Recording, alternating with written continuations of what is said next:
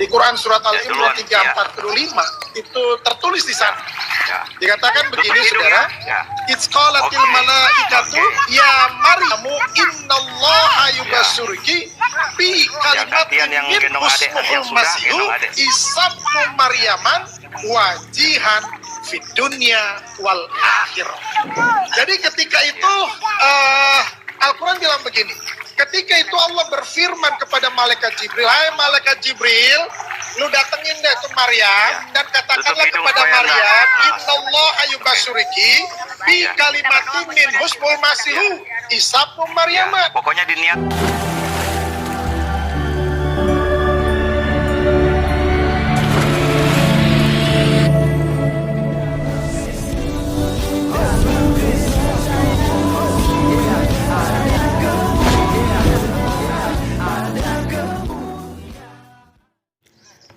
Salam teman-teman sekalian, berjumpa kembali dengan saya Arif Gule di channel TV Laskar Kristus ini. Pada video kali ini, seperti yang kalian lihat di awal teman-teman sekalian, bahwa ada ceramah yang luar biasa sekali dan tentu ceramah itu akan membuahkan hasil yang maksimal di mana orang-orang akan menjadi percaya kepada Tuhan Yesus Kristus ya. Dan pemaparan itu sangat memberkati, sangat mudah dipahami kenapa Tuhan harus menjadi manusia dan bagaimana iman di dalam juru selamat yaitu Tuhan Yesus Kristus. Oleh karenanya mari kita langsung saja cek videonya, dengarkan bersama supaya kita sama-sama diberkati. Berikut videonya. Di Quran surat Al-Imran 3:45 itu tertulis di sana. Dikatakan begini, saudara. It's qalatil malaikatu ya Maryamu innallaha yubassyiriki bi kalimatin min husmuhul masihu Isa ibnu Maryaman wajihan fid dunya wal akhirah. Jadi ketika itu Al-Quran bilang begini. Ketika itu Allah berfirman kepada malaikat Jibril, hai malaikat Jibril, lu datengin deh ke Maryam dan katakanlah kepada Maryam, innallaha yubassyiriki bi kalimatin min husmul masihu Isa ibnu Maryam. Kasih tahu kepada Maryam, ini adalah kabar baik, ini adalah kabar sukacita bahwa engkau akan mengandung dan melahirkan seorang anak laki-laki yang bernama Isa. Isa putra Maryam. Dan sudah tertulis namanya Isa, bukan yang lain. Isa putra Maryam. Siapa dia? Dia itu adalah wajihan fid dunya wal akhirah. Dia penguasa dunia akhirat, saudara. Ini pribadi yang luar biasa, saudara. Itu sebabnya Al-Quran mengaminkan bahwa seluruh dunia, siapapun dia yang masih manusia, itu harus merayakan Natal. Yang masih manusia. Kecuali udah berubah. Kan gitu. Kenapa? Karena Al-Quran sendiri sudah menyatakan itu.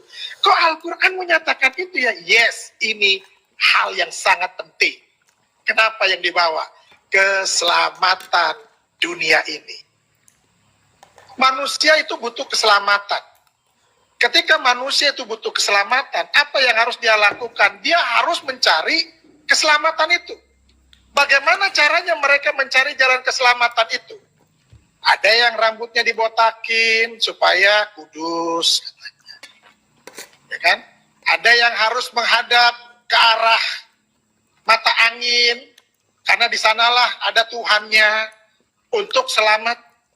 Lalu ada juga yang harus mengorbankan korban untuk selamat. Harus bawa sesajen untuk selamat. Nah, kalau di dalam Yesus itu nggak butuh yang kayak gitu-gitu. Justru ketika manusia tidak menemukan jalan keselamatan itu, apa yang harus mereka lakukan? Mereka harus mencari yang namanya sirotol mustaqim, jalan keselamatan itu penting bagi manusia. Kenapa? Karena di dalam dunia ini cuma dua tempat, surga atau neraka. Nah, semua manusia pengennya ke surga, betul ya? Tapi ingat, kalau mau ke surga, harus kenal sama yang punya surga. Kalau kagak kenal, ya mikir aja sendiri kan gitu. Makanya dia harus hadir ke dunia ini Tuhan harus jadi manusia. Kenapa?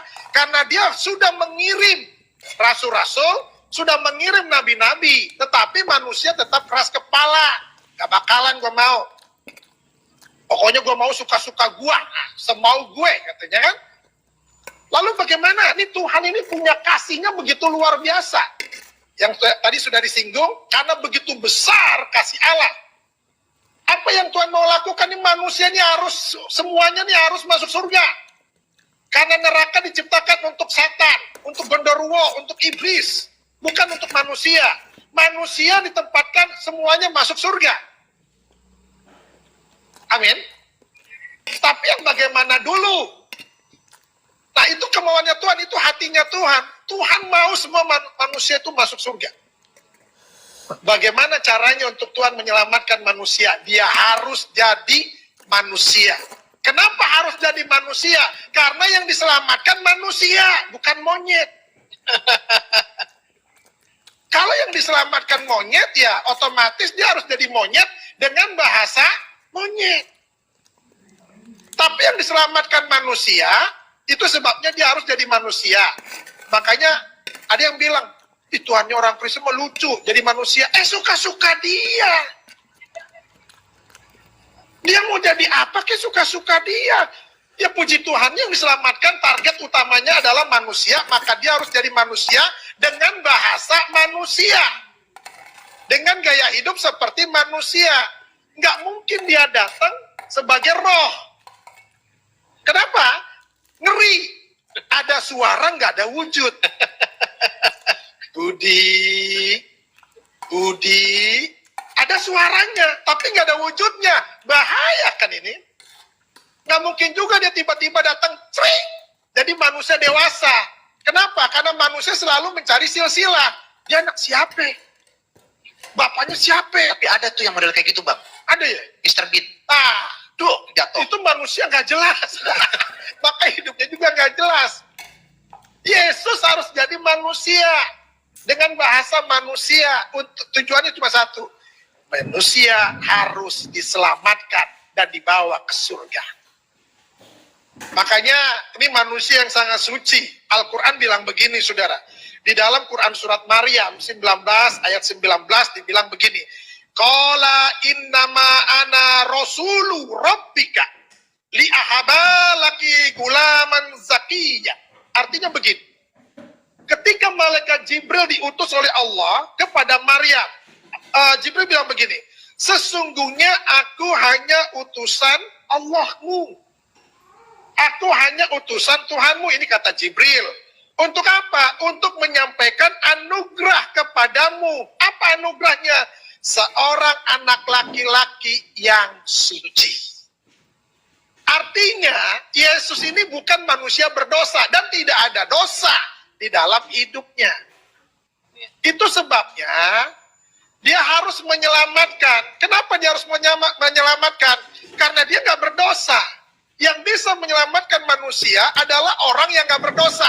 Contoh, kalau saudara punya hutang, siapa yang harus bisa membayarnya? Tentunya orang yang nggak punya hutang dan bersih dari hutang. Kalau lu masih punya hutang, lu lalu mau bayarin orang yang punya hutang, gigi lu. Kenapa harus gigi? Lu aja masih punya hutang. Lu mau bayarin hutang gue? Yesus itu bisa menyelamatkan. Kenapa? Itu sebabnya dia disebut sebagai juru selamat. Kenapa disebut sebagai juru selamat? Karena dia tahu keselamatan.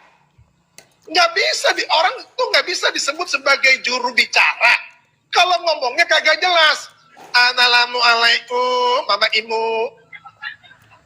Lah bagaimana dia disebut sebagai juru bicara? Mama Imu yang Mama Aya malam ini, Aya mau menyampaikan petan dari Bapak Presiden. Lah, nggak bisa disebut sebagai juru bicara model begini, saudara. Amin.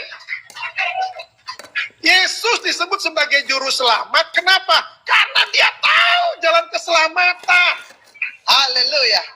Nggak ada lain lagi. Di bawah kolong langit ini tidak ada nama lain yang dapat menyelamatkan seisi dunia. Itu sebabnya dia harus turun ke dunia ini untuk menyelamatkan manusia. Haleluya teman-teman sekalian, luar biasa sekali. Jadi kesimpulan dari video ini teman-teman sekalian, bagi kamu yang masih ragu-ragu menerima Tuhan Yesus Kristus sebagai Tuhan dan Juru Selamat pribadi Anda, hari ini jangan tunda lagi. Mari terima Dia secara pribadi, minta pendeta untuk menuntun saudara, sehingga saudara diperkenalkan lebih dalam lagi tentang Tuhan Yesus Kristus. Jika kamu tidak percaya kepadanya, maka kamu akan mati dalam dosamu. Yesus Kristus adalah jalan keselamatan, sebab hanya satu-satunya. Sekali lagi, hanya Yesus satu-satunya yang berani berkata, "Akulah jalan, kebenaran, dan hidup." Tidak ada satupun yang bisa datang kepada Bapa kalau tidak melalui aku. Jadi, kalau kamu masih melalui para nabi, melalui para imam, melalui para pendeta, tokoh agama untuk masuk surga, maka siap-siap deh kamu dijemput oleh malaikat neraka. Terima kasih teman-teman sudah menonton sampai selesai. Biarlah video kali ini boleh menjadi berkat buat kita. Dan sampai ketemu di video saya selanjutnya. Tuhan Yesus memberkati. Salam.